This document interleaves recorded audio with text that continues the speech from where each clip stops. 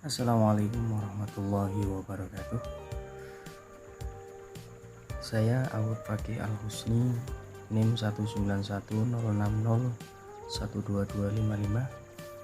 Dalam video kali ini saya akan membagikan video pembelajaran dengan materi tentang toharoh ataupun bersuci.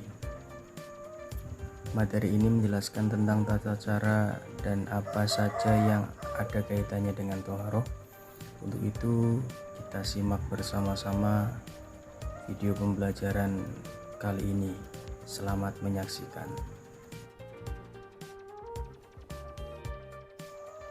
Pengertian hadas dan najis.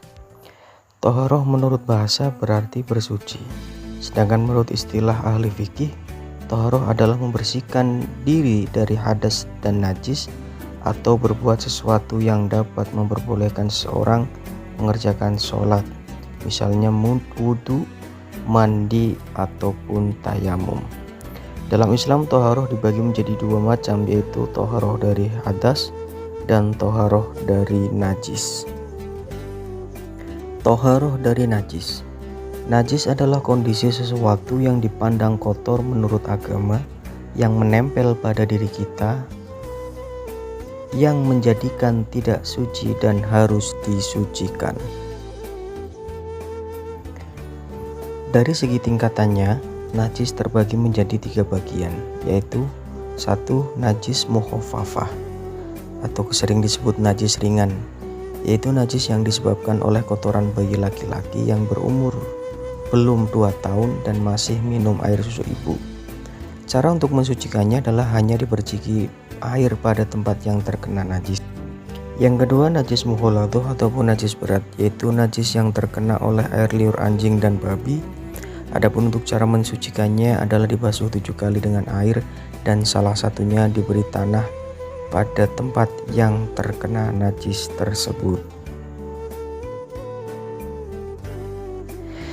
Yang ketiga, najis mutawasitoh ataupun najis sedang, yaitu najis yang disebabkan oleh darah, nanah, kencing bayi perempuan, semua kotoran yang keluar dari kubul dan dubur orang dewasa, dan sebagainya. Najis mutawasitoh ini dibagi menjadi 2, yaitu najis ainiyah, yang berarti najis yang tampak oleh mata. Yang kedua, najis hukmiyah, yaitu najis yang yakin adanya tetapi tidak bisa dilihat, contoh air kencing yang sudah mengering. Selanjutnya, wudhu, mandi besar, dan tayamum. Wudhu adalah satu cara dari beberapa cara toharoh yang diajarkan Nabi Muhammad SAW dan merupakan syarat yang harus dipenuhi ketika akan melakukan ibadah seperti sholat dan lain sebagainya. Rukun wudhu antara lain yang pertama niat, membasuh muka hingga batas tumbuh rambut, membasuh kedua tangan sampai siku, mengusap sebagian kepala, membasuh kaki hingga mata kaki, dan tertib. Selanjutnya, mandi besar. Mandi besar disebut juga dengan mandi janabat dan dilakukan untuk menghilangkan hadas besar. Rukun mandi besar ini yang pertama niat untuk melakukan mandi besar, selanjutnya meratakan air ke seluruh tubuh. Sedangkan sunahnya diantaranya membaca basmalah, berwudu sebelum mandi, menggosok badan dengan sabun, mendahulukan bagian yang kanan daripada yang kiri. Untuk selanjutnya, tayamum. Tayamum merupakan cara darurat untuk bersuci. Tayamum dilakukan dengan menyapukan debu pada muka dan tangan hingga pergelangan. Tayamum dilakukan bila yang pertama sakit yang dikhawatirkan akan bertambah apabila menggunakan air. Yang kedua, sedang dalam perjalanan yang sulit mendapatkan air. Yang ketiga, tidak ada air walaupun telah diusahakan. Yang keempat, ada air tetapi ada uzur untuk memakainya, baik karena panas, dingin, bahaya mengancam, atau karena persediaan terbatas. Apabila kita tahu ada air tapi jauh jaraknya dan bila kita mencarinya, waktu sholat akan habis di perjalanan, maka dalam kondisi ini kita diperbolehkan untuk tayamum.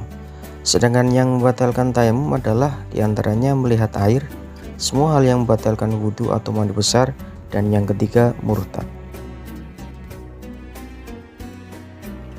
Macam-macam air untuk bersuci.